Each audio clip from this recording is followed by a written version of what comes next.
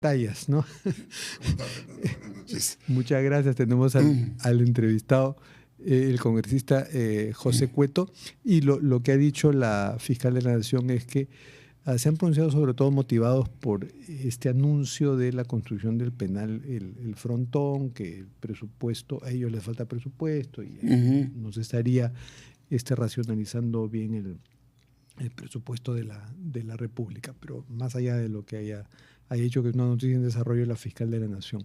¿Qué le parece a usted este anuncio de la construcción del penal del Frontón, o la construcción donde alguna vez estuvo, ¿no?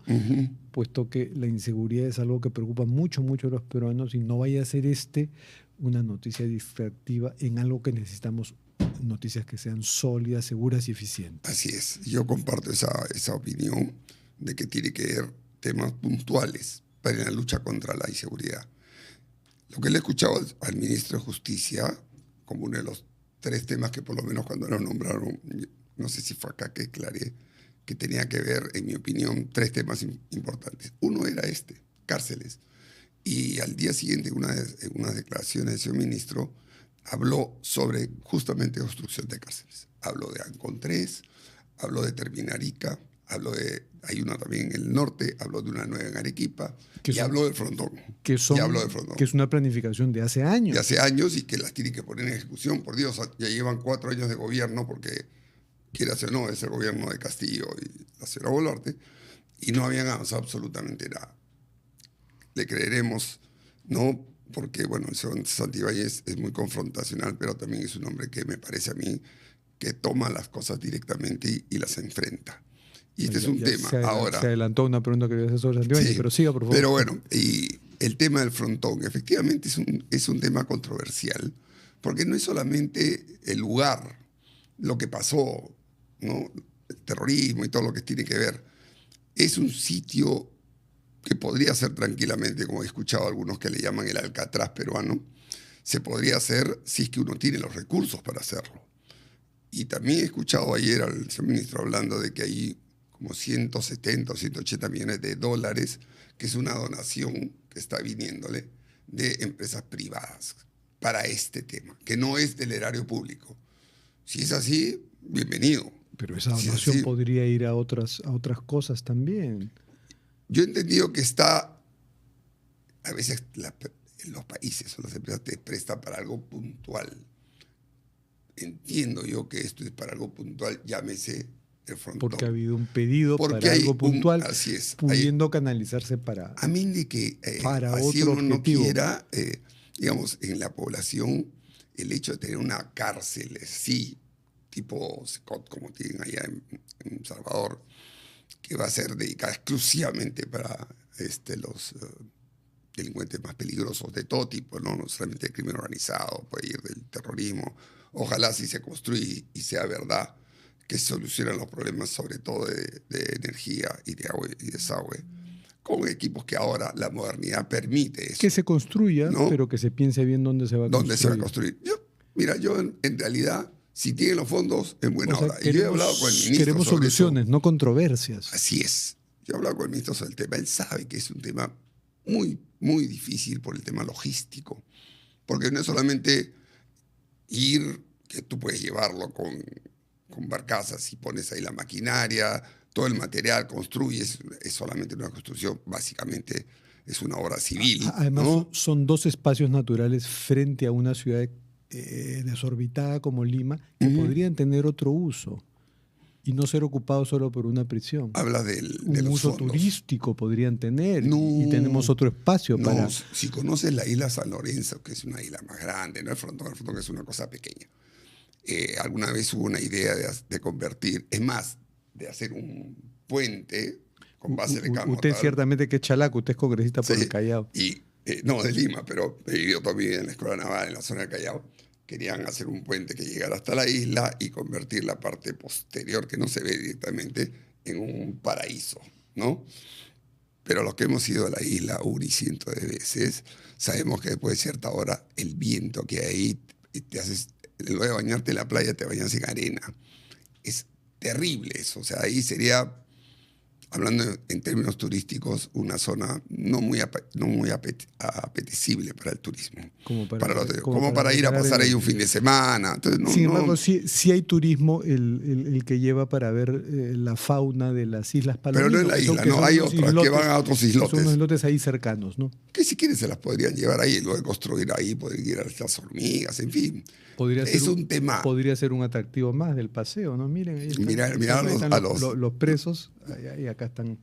Yo lo que digo es que si lo van a hacer, tiene que estar muy bien estructurado, ¿no? Para que esto sea realmente una cárcel y no un... Y dígame, asociado a este tema y a noticias criminales como la de hoy, el asesinato del funcionario de la Embajada de Indonesia, ¿no? Terrible porque además ya la inseguridad en el Perú se coloca en portadas internacionales, ¿no? Ya llama la atención. Mira cómo matan a un indonesio en el Perú. Que Indonesia, por cierto, tiene sus propios problemas. Sí, claro. Y terribles, una revuelta. Ojalá que la investigación realmente determine, porque he escuchado de todo, las reales causas, ¿no? Porque obviamente ha sido un sicario, pues se ve en la información que llega, Bobo lo mata y se va. Sicariato total. ¿Quiénes son los autores intelectuales y por qué? ¿Por qué? Porque, o sea, así nomás, independientemente que es un ciudadano de otro país, o sea, llama la atención que justamente a un diplomático lleguen a ese extremo, ¿no? O sea, pueden haber tenemos que saber, incluso por la tranquilidad razón, nacional, ¿no? y por las buenas relaciones con Indonesia, qué es lo que ha pasado en ese caso. Creo que Relaciones Exteriores ha actuado bien, ha tenido una respuesta de parte. A propósito, diplomática. usted ahora oyó o estuvo presente en la comisión Capital Perú, una nueva comisión del Congreso. No, yo no soy parte de esa. No es nueva, está todos los años. Así. Sí, pero yo la verdad ignoraba que hay varias comisiones en el Congreso. 28. Yo personalmente las hubiera... Como para que nadie se quede sin comisión.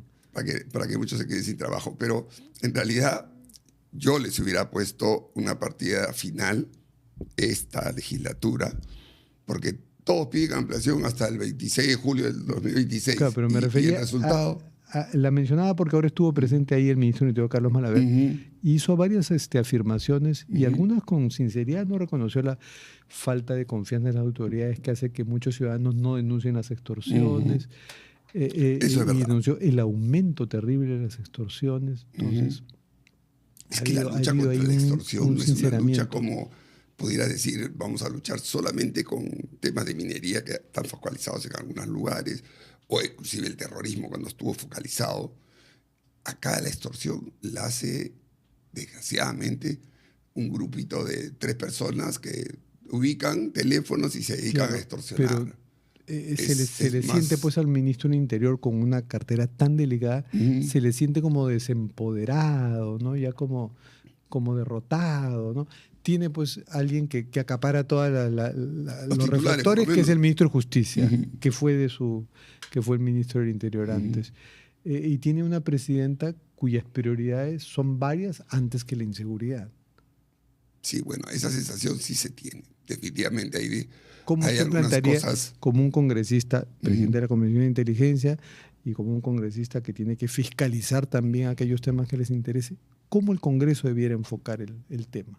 Bueno, tú has dicho la palabra mágica, ¿no? Fiscalizar, controlar, ir a los sitios donde debería estar, en este caso, el Ejecutivo, ¿no? Los temas de seguridad pasan no solamente por los temas de penales, es una gran posibilidad tratar de tenerlos y tener algunos otros vacíos. Tal vez es un tema importante que no se ha tomado en cuenta. Tal vez el Congreso en general y en promedio, salvo honrosas excepciones, está descuidando su labor fiscalizador.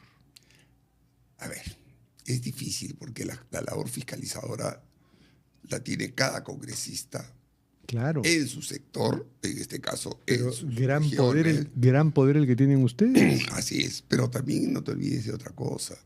Si el congresista puede ir al lugar X, fiscalizar, no tenemos el Congreso, y esto es bueno que sepa la aprobación, el Congreso no tiene ningún tipo de potestad, ni sancionadora, mucho menos de manejo económico, ni mucho menos de apoyo en esos dos sentidos. Ah, claro, O sea, ustedes no pueden yo puedo impartir ir justicia. y decir, Encuentran una oiga, barbaridad Mister Justicia, ¿qué es lo que hago, no? y detener a gente. Agarro y le digo, oye, he ido al penal, no sé, X, Castro, he visto todas estas limitaciones que se conocen.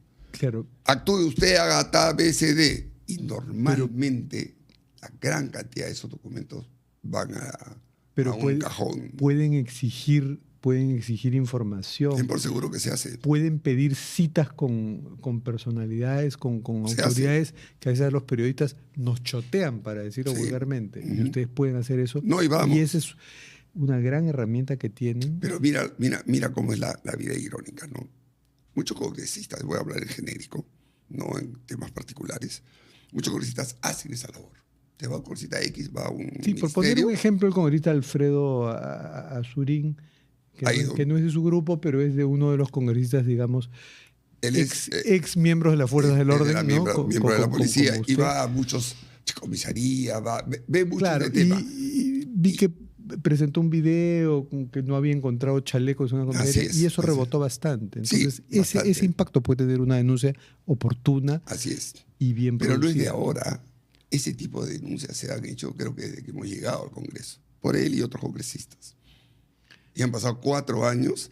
Ha tenido que pasar, desgraciadamente, la muerte de este policía, cuyo chaleco lo había comprado con su plata, y salió el tema de los chalecos. Claro. Su bancada de Honor y Democracia no tiene partido, es pequeño. Son 5 ustedes ahora, ¿no? 5, sí. Son 5. No, bueno, por ahí usted y los otros podrían postular como invitados en otras listas, tienen esa posibilidad, pero digamos que no se están desviviendo por un candidato, no se van a desvivir por un candidato presidencial. Entonces, no estamos en esa... Pueden ver con más serenidad que otras bancadas lo que va a pasar en el Congreso. De hecho, lo hacemos. ¿Cuáles debieran ser las prioridades de este Congreso? El presidente del Congreso, José Geri de Somos Perú, ha dicho que para él una de sus prioridades es dejar los reglamentos listos para la bicameralidad. Pero he oído a constitucionalistas, políticos que dicen, ojo, eso es problema del próximo Congreso, y se corre el riesgo de que el próximo Congreso no le haga caso. Haga un desaire esos reglamentos. La Constitución, yo soy de esa línea. La Constitución habla claramente que cada Congreso establece su reglamento. Entonces, ¿qué hacen? Un reglamento unicameral, haciendo los reglamentos de un Congreso bicameral, en la cual, teóricamente, no vamos a estar. Entonces, ¿cómo se lo decimos al presidente del Congreso, José Geri? Que lea la Constitución. Que lea la Constitución. Entonces, es más, mira... Va a tener que reenfocar sus prioridades. Es más, yo no tengo por qué serlo, pero yo tengo entendido, ¿no?, que ambos reglamentos existen desde hace muchos años y han sobrevivido muchas constituciones. Claro. O sea, estamos hablando de los reglamentos del Congreso bicameral que disolvió Fujimori en el 92. Pero no derogó las leyes donde están la vigencia. Claro, entonces pueden ser retomados y actualizados, por supuesto. Y los debe retomar el nuevo Congreso y dice, ¿qué cosa? Porque están vigentes. Y yo he pedido que alguna persona constitucionalista, ¿no?, nos ayude, y muchas de las cosas que están en ambos están vigentes. Hay cosas que hay que cambiar seguramente, actualizar, mínimos. Por ejemplo, la asistencia virtual, que en ese entonces era ciencia ficción. No existía, y creo yo que no debería de existir. Y eso obligaría a otro tema, a reducir un poco comisiones, que son una exageración. Y ahora quieren poner comisiones en senadores y diputados más o menos igual. Un exceso de gasto, ¿no? Total. Y eso aleja al Congreso de la población, pues. Y te quita Mire tiempo. lo que ha pasado, hablando de Indonesia, no lo que ha sucedido con el lamentable caso del funcionario asesinado, pero lo que ha sucedido en el país de Indonesia, esta revuelta ciudadana, porque se han aumentado los sueldos. Cosa que acá estuvo en riesgo, por suerte ya se olvidaron de eso, ¿no? Es que no puedes tener, pues, en este caso van a ser 190 congresistas congresistas, senadores y diputados, y no puedes jalarte la misma estructura de la unicameralidad. Entiendo que eso se va a cambiar, se debe de cambiar. En lugar de ser 7 por cada congresista, serán 4, no sé. Y lo principal, que ese era uno de los principales motivos de entrar a la mesa directiva, era restituir el servicio parlamentario para que sea meritocrático, para que no exista nombramientos a dedo, para que un partido cualquiera esté fuera se dedicara solamente a topar lo principal para tener el control del mismo. Y además ha crecido mucho el Congreso en gasto, ha crecido más que el presupuesto nacional del Congreso. O sea, a nivel general representa poco el presupuesto nacional, muy poco. Sí, no llega ni al 6%. Pero ese crecimiento del gasto del Congreso respecto a sí mismo y años pasados, que revela pues que el congresista está más apegado a los beneficios que puede obtener de su trabajo que al servicio de la representación nacional. Sí, pues es un sinsentido en algunas cosas, ¿no? Tampoco es como he escuchado otros que deberían entrar y trabajar ad honorem. Sería lo ideal, ¿no? Pero para eso entonces tienes que meter gente que trabaje, que sea profesional, que tenga un de dónde, cómo vivir. Nadie pediría eso, claro. O sea, digamos... Pero hay extremos malos. Gente ¿no? solo podría ser congresista probo el adinerado. Y no es así, ¿no? Que tiene fortunas y rentas. El tema ético y moral no tiene nada que ver con el dinero. Sería una distorsión absolutamente nada.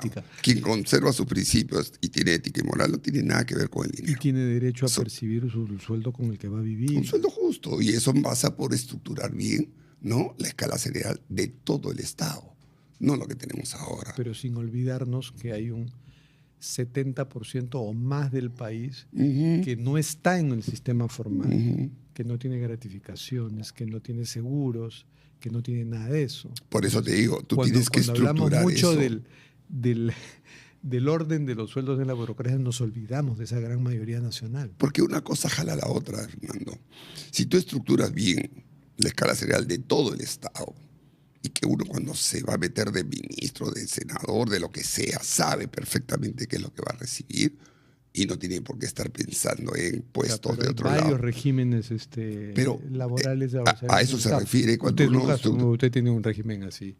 No, yo estoy... ahora estamos en este régimen del Congreso. No, me refiero a usted como... las Fuerzas Armadas tienen un régimen especial. Que ya quisiéramos mucho.